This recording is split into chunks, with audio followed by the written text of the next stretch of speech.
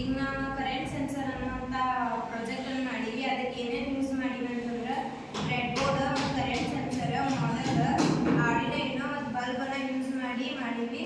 ಇದು ಎಲ್ಲೆಲ್ಲಿ ಉಪಯೋಗ ಆಗತ್ತೆ ಅಂತಂದ್ರೆ ಫಸ್ಟ್ಗೆ ಹೇಳ್ಬೇಕಂದ್ರೆ ನಮ್ಮ ಮೊಬೈಲ್ ಬ್ರೈಟ್ನೆಸ್ ಅನ್ನು ಹೆಚ್ಚು ಕಡಿಮೆ ಹೆಂಗೆ ಮಾಡ್ಕೊಳ್ತೀವಲ್ಲ ಅದೇ ರೀತಿ ಇದನ್ನು ಕೂಡ ಹೈ ಬೇಕಂದ್ರೆ ಹೈ ಮಾಡ್ಕೋಬೋದು, ಲೋ ಬೇಕಂದ್ರೆ ಲೋ ಮಾಡ್ಕೋಬೋದು. ಇದು ಹೆಚ್ಚಾಗಿ ಹುಡುಗರು ಓದು ಮುಂದಾಗ ಅವ್ರಿಗೆ ಅಕ್ಷರ ಕಾಣಲಿಲ್ಲ ಅಂತಂದ್ರೆ ಅಕ್ಷರ ಕಾಣುವಂಗ ಹೆಚ್ಚಾಗಿ ಮಾಡ್ಕೋಬೋದು, ಅಕ್ಷರ ಕಾಣಲಿಲ್ಲ ಅಂದ್ರೆ ಕಡಿಮೆಯಾಗಿ ಮಾಡ್ಕೋಬೋದು.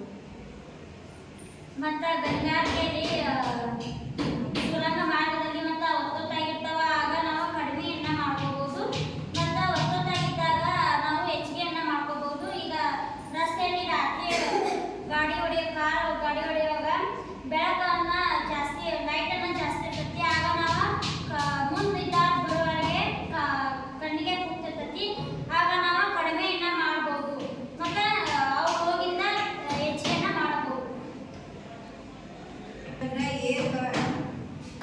ಏರ್ ಕಂಡೀಷನರ್ AC ಅನ್ನ ಯೂಸ್ ಮಾಡುವಾಗ ಮನ್ಯಾಗ AC ಯೂಸ್ ಮಾಡತ್ತಿರ್ತೀವಿ.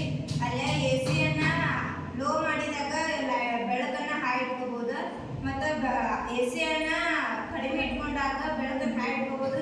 ಇನ್ನೊಂದೇನಪ್ಪ ಅಂದ್ರೆ ನಮ್ಮ ಗಾಳಿ ಹೆಚ್ಚಾಗಿ ಹತ್ಬೇಕಂದ್ರೆ ಈ ಬೆಳಕನ್ನ ಕಡಿಮೆ ಮಾಡ್ಕೊಳ್ಳೋಕ್ಕೂ ಯೂಸ್ ಆಕತಿ. ಇದು ಇಷ್ಟ ಇದ್ರದ ಉಪಯೋಗ ಐತಿ. ಈಗ ಒಂದು